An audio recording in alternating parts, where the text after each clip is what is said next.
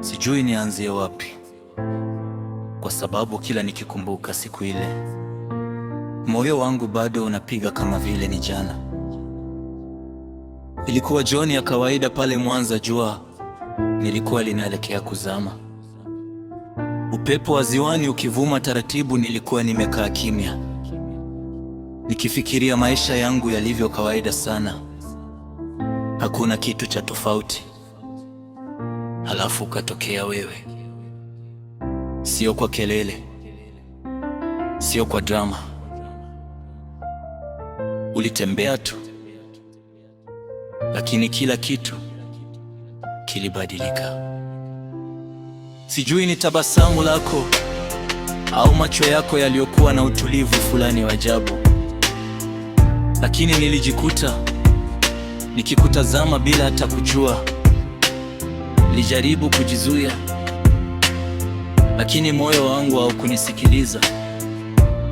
Siku hiyo hatukuongea sana, ilikuwa ni salamu chache tu na vicheko vidogo vidogo, lakini ajabu ni kwamba niliondoka pale nikiwa na hisia ambazo sikuwahi kuwa nazo kabla. Usiku ule sikulala vizuri, kila nikifumba macho nilikuwa na kuona, kila nikifungua macho nilikuwa na kuwaza. Nilijikuta nikitafuta sababu za kukuona tena. Na kweli, siku zilizofuata tukaanza kuzoeana polepole. Tuliongea mambo madogo madogo, maisha, ndoto, hata vichekesho visivyo na maana.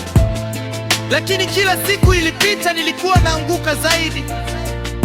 Sio mapenzi ya haraka yale, ilikuwa ni ile hali ya moyo kukubali mtu taratibu, bila kulazimishwa.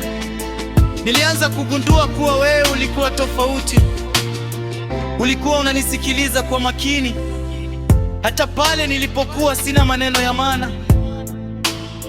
Ulikuwa unacheka hata pale niliposema vitu vya kawaida, na zaidi ya yote,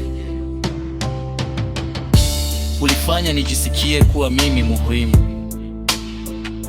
Siku moja uliniangalia machoni, ukaniuliza kwa utulivu, unajua wewe nilikuwa yendani? Nilicheka nikasema, hapana, niambie. Ukasema, wewe ni mtu anayejifanya mgumu, lakini moyo wako ni laini sana. Nilikaa kimya kwa sababu ulikuwa umeniona zaidi ya nilivyojiona.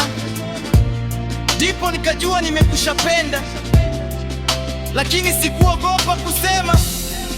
Nilikuwa nimeumizwa kabla, nilikuwa nimejifunza kujilinda. Kwa hiyo nilikaa kimya, nikaficha hisia zangu nyuma ya urafiki. Lakini moyo hawezi kufichwa milele. Siku moja mvua ilinyesha ghafla. Tulikuwa pamoja, tukakimbilia kujikinga sehemu ndogo. Tulikuwa karibu sana, karibu kuliko kawaida. Nilikuwa nasikia mapigo ya moyo wangu kwa nguvu. Ukanitazama, nikakutazama. Hakukuwa na maneno, hakukuwa na kelele. Ilikuwa ni ile moment ambayo dunia nzima ilisimama.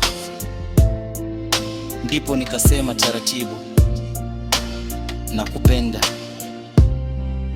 Ulikaa kimya kwa sekunde chache ambazo zilionekana kama saa nzima, kisha ukatabasamu.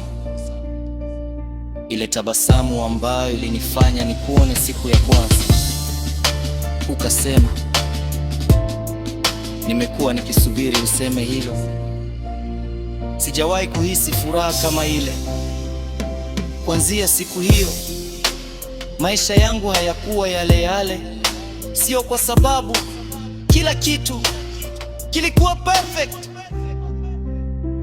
Hapana, tulipitia changamoto, tulikizana, tulikasirikiana, lakini kila mara tulirudi pale pale kwenye upendo wetu, kwa sababu mapenzi ya kweli si kukosa matatizo,